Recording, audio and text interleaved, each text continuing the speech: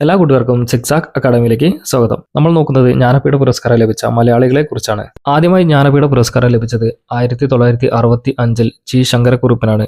അദ്ദേഹത്തിന്റെ ഓടക്കുഴൽ എന്ന കാവ്യസമാഹാരത്തിലൂടെയാണ് അദ്ദേഹത്തിന് ജ്ഞാനപീഠ പുരസ്കാരം ലഭിച്ചത്.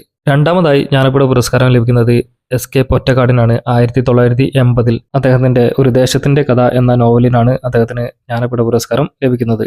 മൂന്നാമതായി ജ്ഞാനപീഠ പുരസ്കാരം ലഭിക്കുന്നത് തകഴി ശിവശങ്കര പിള്ളയ്ക്ക് 1984 അദ്ദേഹത്തിന്റെ കയർ എന്ന നോവലിനാണ് അദ്ദേഹത്തിന് ജ്ഞാനപീഠ പുരസ്കാരം ലഭിക്കുന്നത്. നാലാമതായി MT വാസുദേവൻ നായർക്കാണ് 1995 ജ്ഞാനപീഠ പുരസ്കാരം ലഭിക്കുന്നത്. അദ്ദേഹത്തിന് സാഹിത്യത്തിന് നൽകിയ സമഗ്ര സംഭാവനകൾ പരിഗണിച്ചാണ് അവാർഡ് ലഭിച്ചത്.